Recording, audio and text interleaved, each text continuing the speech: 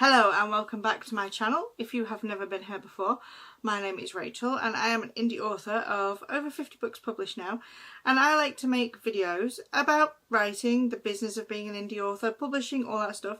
I also like to share my journey as I go because although I've written 50 books, I'm still learning. The indie world changes every week, it feels like. So I take you on my journey, but I also teach you what I know because, I hope I know a thing or two. So I was kind of wondering what to start 2026 off with. What kind of advice would you want at the beginning of the year if you, kind of made the New Year's resolution that you were going to maybe publish your book this year or finish writing it or, whatever it might be. What kind of thing would be more handy for you? And I thought I would actually talk today about the different ways there are to get your books in front of your readers. And the way we get our books to our readers has changed so much over, I've been an indie author since 2012, so that's 14 years, and it has changed so much from back in the day. But even when I wrote my first book back in 2004, things change and they just seem to move a lot faster now. So I thought I'd come on and talk about all the different options and the different ways there are to get books into your readers. And yeah, I hope it's going to be helpful. And the indie world now, it's no longer about kind of just upload your book to Amazon and hope. There's distribution, there's so many different things available for you. It's really great though because it means that we get to choose the paths that we want as indie authors. That's the whole beauty of being an indie author to begin with, but because there's so many options now on how to get your books to readers, you can really choose a different publishing path. It's not just go indie or go traditional. And I'm not going to talk about traditional in this video because I have no experience on that whatsoever, just the indie routes. But that's not to say the old methods that we used to use to get our books out into the world haven't died or anything like that. They are still valid. It's just that there's more now. So I'm going to walk you through the options, but I'm not going to tell you what to choose. What to choose is really down to you and what you want and your goals. My job today is just to show you the options available to you so that then you can make an informed decision as what is right for you. But I'm going to try and go in as, deep into it as I can. But before we actually dive into the details, I just want to kind of give you a framework. So there are really two fundamental ways that which you can reach readers. First, there is the platform-based distribution, which you're probably familiar with. And this is where you place your books where the readers already are. They're already looking for books, but you're using someone else's infrastructure here. So this is your retail stores, subscription services, even libraries. This is where you use those kind of places to get your books out there. And the advantage of these is people are already browsing books, so you're putting your books where the traffic already is. The other one is reader-based distribution, and this is probably the newer end of the thing. This is where you're bringing the readers to you. You're finding them and bringing them into your ecosystem or your world, and you're building your own audience and your own community. And this is where you're serving them directly, whether it's from your own website, on a Shopify site, it could be crowdfunding places, it could be some kind of subscription model, whatever. But this is where you're bringing readers, and neither one of these ways is better than the other. They pretty much just solve very different problems. So, just some platform-based gives you kind of reach and convenience, but relationship-based gives you a better margin, but it also gives you more control. And I think the position we're in 2026 is, we're only a couple of weeks into 2026, but at least last year, indie authors were now striding both of these platforms. It isn't a one or the other, although some people do lean more into one than the other. Again, depends what suits. I'm probably going to say that a lot in this video. I'm really sorry. Let's first talk about platform-based distribution. So this is your online retailers, and this is the most obvious place to start. And probably, honestly, this is where most indie authors begin their careers because, it's a really good solid foundation. Obviously you've got Amazon, KDP, or Kindle Select, which is the biggest player in this market. But then you've got things like Apple Books, Kobo, iBooks. They're the ones I can think of off the top of my head. There's probably more. But these are the major retailers and where most people are buying their books, to be honest. And the advantage of these places is they have already massive built-in audience. You just think how many people go onto Amazon to look for a book. The people are already there. You're just putting your book into this pool where they're already looking. And it's the advantage for this is you don't have to convince anyone to come to the website or to sign up to anything. You just have to put your book in front of them. But the thing to remember with these, and it's kind of a bit of a trade-off, is that these retail sites are the landlords. They're useful landlords, don't get me wrong, but they are still landlords nonetheless. They control the rent, they control the visibility, they control the rules. You are building your business on property that you don't own. Now, don't let that scare you when I say that. It is a little bit scary when it's put that way, because, you know, I have all of my books are on Amazon, and touch wood, if something was to happen to Amazon tomorrow, all my books there have gone. So you are on someone else's platform, but it's just something to consider. And they do control the visibility with it and things like that. But you are getting scale and convenience. Like, yeah. So there's cool things with it. The other thing with this kind of distribution is your wide and your aggregate distributors. So the big players in this are Publish Drive and Draft to Digital. These are where you are able to get your books on all the retail sites and places that we probably can't get as indie authors, through putting your book in one place and it's distributed. So when I started as an indie author, there was only Draft to Digital. And way back when I started, especially being in the UK, I couldn't get onto Apple Books. So I had to do it through an aggregator. So I actually use Draft to Digital for my books that are wide. But you can use either. These are just simple places. You upload your book, you tick which retailers you want the book distributed to, and off they go. Do you have to remember that if you're on Kindle Unlimited, you cannot upload your book to an aggregator and have them publish it, because it would be against the terms and conditions. Just saying. So if you are going wide and not in Kindle Unlimited, then you could use a distributor rather than going to the individual sites and uploading and learning their platforms and all that kind of stuff. And to be fair, I'm a little bit lazy, and my wide books are still with Draft to Digital, and I haven't gone and individually uploaded them to places. Though I do believe if you upload to Kobo yourself, you can take advantage of some of the advertising things they have there. But again, the benefit here is convenience. Then we have print on demand for your wide print. So obviously we've got Ingram Spark here and Amazon Zone print on demand. These are probably the two main print on demand platforms and the ones that everybody uses. This is where you get your books printed, and so you don't have your books stored in a garage somewhere and you're sending them out. They literally, as the title says, they print them on demand. Someone orders it, Ingram or whoever, Amazon prints them, ships them out to the reader. You don't have to do anything. However, the thing with this is your books will be available in bookstores, and what that means is, so we have over here in the UK Waterstones, which is like the Barnes & Noble in America. So if your book is in a print on demand, it will be available in the catalogue of some, if it's wide, it will be available in a catalogue like your Waterstones catalogue or your Barnes & Noble. And it doesn't mean that that bookshop or that chain is going to store your book. What it means is that if a reader wants your book, they can order that book through the bookstore and get it, get it in the store for them. But so print on demand in this way is an infrastructure. It's not marketing. There's also Audible as a parallel distributor. And one of the things I will say here is I think a lot of authors think of audiobooks as a kind of bonus format. I have a podcast, and with my co-host Rob Radcliffe, it's called the Indie Author Roadmap if you'd like to check it out. But we were chatting to a guest and I asked her if she had her books in audio, and she said she didn't. And the reason was because she's not really an audio listener, and I get it. Totally. And one of the things I said to her is, you are not your reader.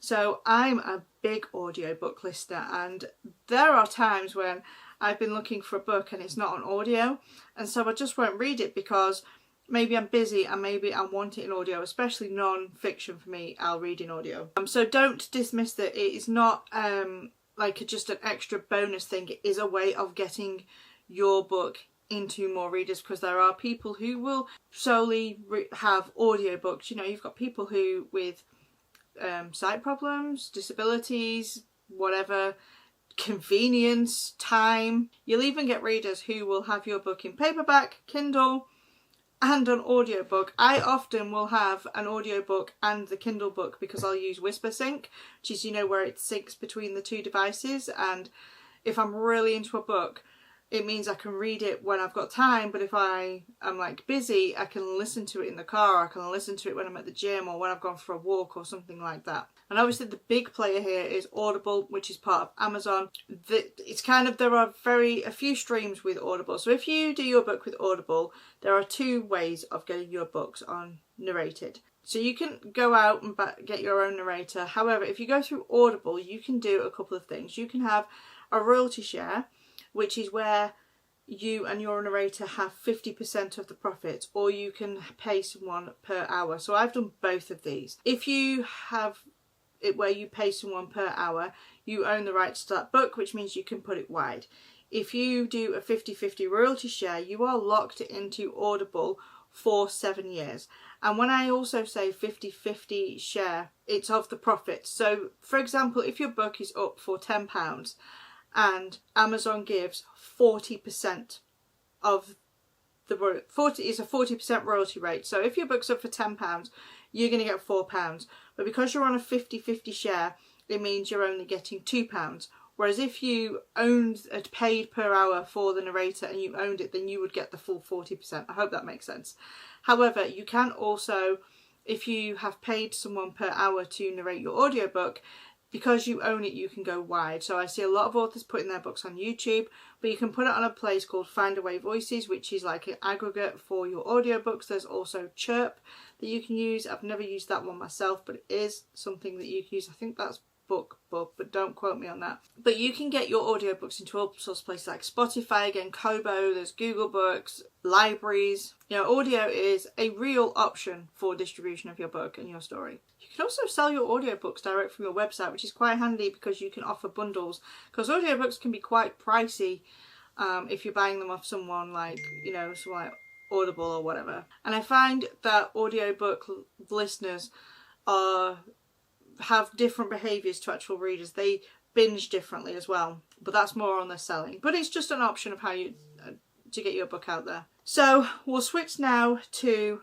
reader-based distribution. And I think this really got going last year, and I think it's really going to dominate 2026. I've not even got on this yet, but my plan is to by the end of this month. But this is where indie publishing gets its real power now, because the way readers interact with authors has changed. They want to know us, the person, as well as the book they're reading. You know, 20 years ago when we were buying books, I would just buy books from nameless authors and I'd enjoy the book and I would go and, you know, get more books by them, but we didn't know who they were. Now readers, you know, through the power of social media and the internet, readers and authors can connect and can make a relationship.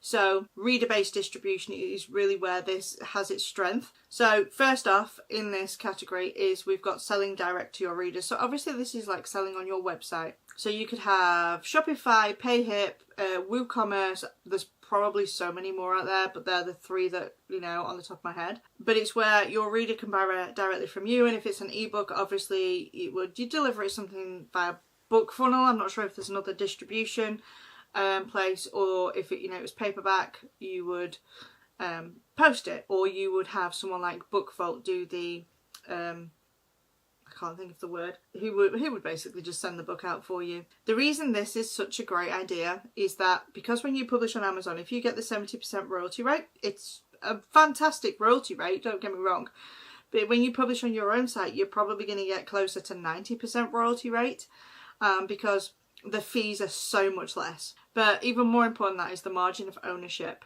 When someone buys from your website, you own that customer relationship, whereas when they buy from Amazon, you don't. The customer is with Amazon only. You have no idea who that person is that's bought your book. But when they buy from your website, you have their email and you can talk to them, you can connect to them. And, you know, when you have new books, you can offer something new to them. You're not depending on an algorithm on a retail site to show your new book to that person. I would say at the moment, selling direct is probably more about depth than scale. You're probably not, but it's not impossible, but you're not going to sell thousands of books direct. You could get to a place, but, you know, just generally. But the readers who do buy from you are, I think, more valuable, and I'm not trying to, you know, weigh one against the other, but they're committed to you. And obviously it does require a lot more work than like Amazon, because obviously when you go to Amazon, you just upload the file, you put the description in the keywords, press publish, and it's gone. Whereas on the direct, you have to manage everything. So you're managing the distribution. You know, if you're uploading it to BookFunnel, maybe you're sending it out yourself. So you've got to package it. You've also got to drive your own traffic there, which you kind of do on Amazon as well, but more so on your site, because how would they know it exists? But I've seen, especially last year, that once authors have got their audience, this is really becoming a sustainable income stream has been a really valuable part of their whole business. Another way we have for reader based is crowdfunding. So you've got Kickstarter, there's Backlit. There were others back in the day, there probably will be others in the future, so we'll just call it crowdfunding. This is where authors will put their books, maybe the book's not published yet, so they're crowdfunding, they're raising money for the book before it's even sold. It's kind of like the pre-order model. But this is also where authors offer special editions, and readers will have a book that they like and they've just got it in a normal paperback, for example this one of mine, but maybe I could have the edges sprayed, maybe I could have the edges in gold, maybe I could have a special hardback cover for it. You see plenty of authors doing that. It's a great way to get a new edition of your book. The way these work is that you will have a goal of what you're trying to raise, and you will put up rewards for them. So Brandon Sanderson did one a couple of years ago. I think he raised something like 40 million. It was crazy. But he had these 4 books and he did boxes. So the people who pledged were getting not just the books, but all this kind of special stuff. So the readers pledge the money before you've actually done it. And then when the time is up, you get all the money and then you have to fulfill whatever the rewards are. It can be a lot of hard work, especially when you get lots and lots of orders. I have seen authors get over 6 figures with this and they've done amazing. The beauty of this one is you're not really gambling with whether people want your book. If they've pledged to you, they want your book. But this one, it's not a passive income or a way of getting books to your readers. It's very kind of hard work. You've got a lot to do in it. So if you do think of doing Kickstarter or crowdfunding or whatever, make sure that you have the mental capacity to manage something like this. I in the past, through my reader group, did my own kind of boxes. I used to limit them to a specific number on purpose, just because I knew if it went any bigger, I wasn't going to be able to manage the distribution. It would just be too much work for me. So I used to do about 50 of them, and that was it. When those 50 were gone, and they used to sell out in a couple of days of putting their finger, but I'd be like, right, I've got 50. First come, first served. You could reserve them. I used to allow the reservations to go up to about 56 to 60 because I know people cancel, and that's totally fine. It's nothing personal. People's finances change.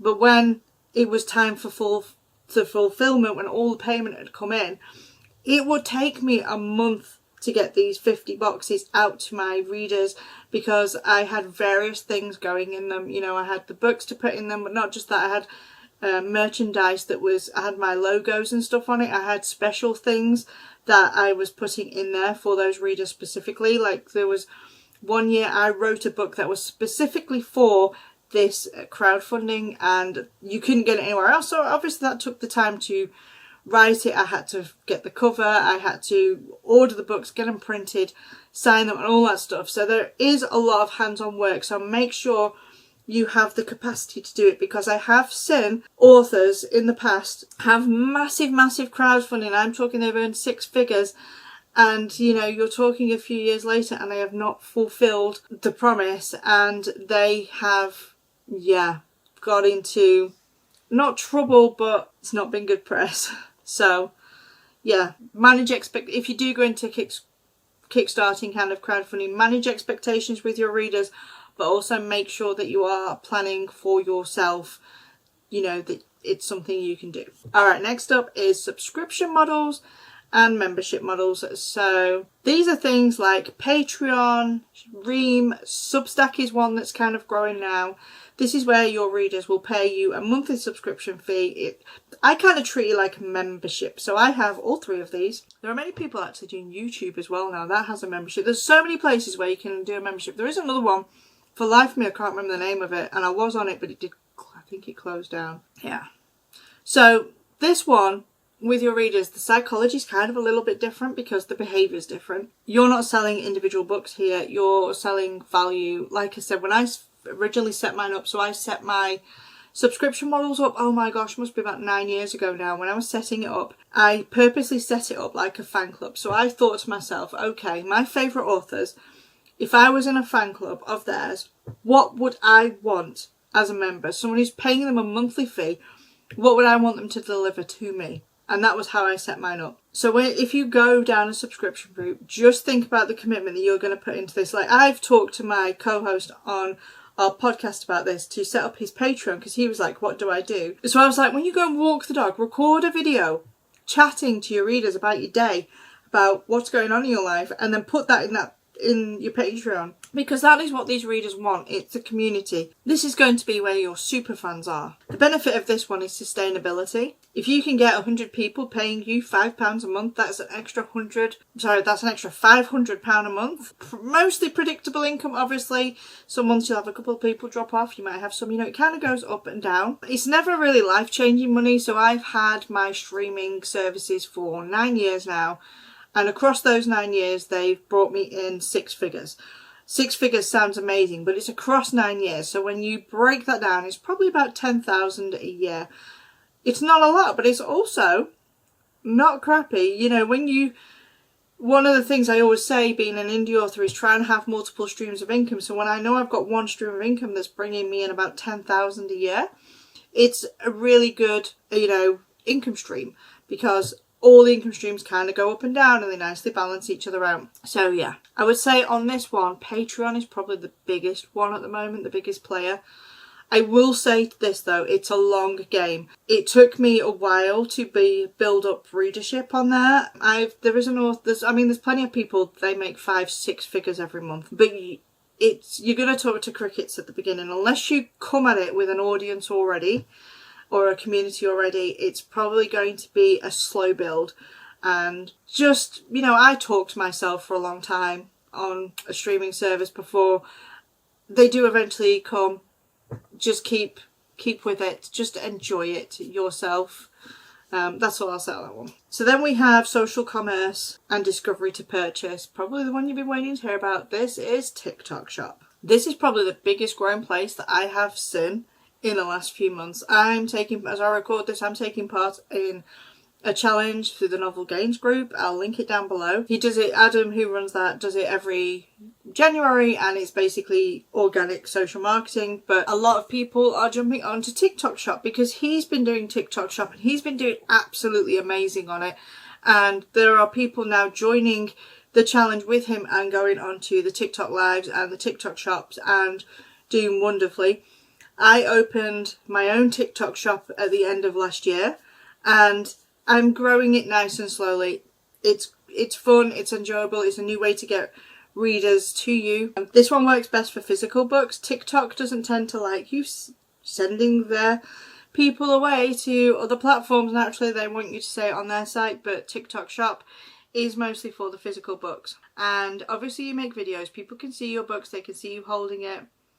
They can see it bling flip through. It's something tangible. And if the video goes viral, you can sell a lot of books really quickly. But again, TikTok Shop is a channel. It's not a foundation. It's a book table, not a bookstore. You do kind of have to be comfortable on video, or it is possible to do faceless TikTok and do slideshows. You've got to be willing to keep posting on here. And the fulfillment side is real, and actually it's quite strict. You've got about 72 hours to get a book out. So one of the things that I will say to people is do not put your books on TikTok Shop if you do not physically have them. If you have ordered your books from the likes of Amazon or Ingram Spark or wherever, and you're like, I know I have 50 books coming, so I'm going to put them on TikTok Shop, do not do it. It's tempting, especially even if they've out for distribution or out for delivery. Until you have those physical books in your hands, you don't know what state those books are in, if they are damaged, if they are printed wrong. I have had a book that was literally printed backwards once, and I had a reader waiting for that and I had to reorder it. So do not put your books into the TikTok Shop until you actually have a stock of them. The other thing to consider with doing TikTok Shop is logistics.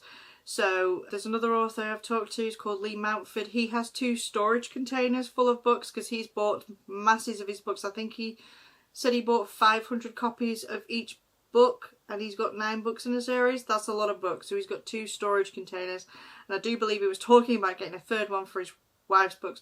So just think about storing your books. If I was to turn the camera to the left, you would see massive piles of my books for my TikTok shop, and boxes and lots of packaging. So just think about that. There are other places to kind of do social selling. You've also got Instagram shop, and then there's live selling on various platforms. There's community selling in Facebook groups, and even on Discord servers. Basically, there's lots of variations of the same idea, but TikTok shop seems to be the main one at the moment. But watch this space, in a year something else will have probably come along. The good thing about this is you are meeting the readers where they also want to buy books. I briefly want to mention serialization platforms. They used to be Kindle Vella. I think that's gone, but you've got things like Wattpad, Royal Road, web novel story apps. There's a few actually, and these are platforms where you post chapter by chapter. I do this even on my streaming sites. You quite often, like Wattpad and stuff, you post for free, but you are building a community. You may know one of the very famous authors who built her career at the beginning on Wattpad, and that was E.L. James. The 50 Shades books originally started, I think it was called Master of the Universe, not to be confused with He-Man, where she wrote on Wattpad. I'm pretty sure that's where she got discovered. Now, some of these places do actually have monetization options. You know, they have ads, tipping, exclusive chapters. Some will even offer you contracts if your story gets popular. But if that does happen, you need to go and investigate what you're signing up to, because sometimes these contracts are not great for authors. So just be careful if you get offered one of those. And the benefit of these platforms is free exposure. To be fair, I started but years ago, so I published my first book in 2012, but I was writing for a couple of years online. Back then, Facebook groups were very, very different, and I used to post a chapter every time I wrote it, and that was how I built my community. Don't, when you're starting out, shun this kind of thing. You can get a lot of really great super fans who will read your books for free on these kind of platforms and then follow you over to a paid platform. The downside of these is that these platforms do require consistency, so just think what you're getting into if you can keep up with it. You've got to keep posting and you've got to keep updating. If you disappear, your readers will move on. There are plenty of stories out there for them. Okay. That's all I'm going to do, and it's probably quite overwhelming. There's a lot of platforms that I put up there, but I will say you don't need to do all of those things I just mentioned, okay? You can just do one. If you are a brand new author with your first debut novel, I will tell you, go on Amazon, put your book in KU, get your readers, get your community, and then branch out to something that feels like, you know, you're going to enjoy. I think you'll find most successful authors are running maybe 1 or 2 of these platforms at the same time. You don't need to be everywhere, as tempting as it is. You don't need every channel. What you need is channels that are going to fit your goals and fit what you can do. And it can even go to genre, because different books perform better on different platforms. You know, you could run one book as a Kickstarter exclusive, you could put another on a serialization place, and then you could put another in Kindle Limited and some wide. Like, I have a series that is wide because it's non-fiction and it does better wide, whereas I have some romance books which do better in Kindle Unlimited. So research genre and where the books do better. So when you're looking at these, what you need to consider is that the best publishing path for you is one that you can say sustain and one that's maintainable. But what I also say is that none of this is fixed. So you could try something. You could try Patreon and, you know, do it for 6 months and decide maybe it's just too much work. You could do your first crowdfunder and absolutely hate it and think, I'm never doing that again, and get rid of it. You could go and do TikTok shop and decide, do you know what, making the videos every day and promoting my TikTok shop books just does not fit into my day-to-day business. So there is never a wrong answer.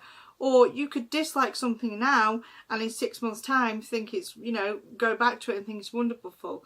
The thing with this is that I'm telling you what all the things are so that you can go and have a go at them and see what you like and investigate them and research and just find what fits you. The beauty of having an indie author career is that you can literally do it any way you want and any way that suits your life. And if you're not sure where you are now, drop a comment below. Tell me what you're working on. Tell me what you're stuck on. I love reading the comments. I love to hear from you. And if I can help, I absolutely will, even if it's pointing you to somebody else who has better advice than I do. So I'm going to leave this here. and as with every single video, I hope this helped, and if you are thinking of publishing your book in 2026, I wish you all the best of luck. It's so much fun. Just remember to enjoy it and experiment, and yeah, just have fun with it. But I will see you in the next video. Bye for now.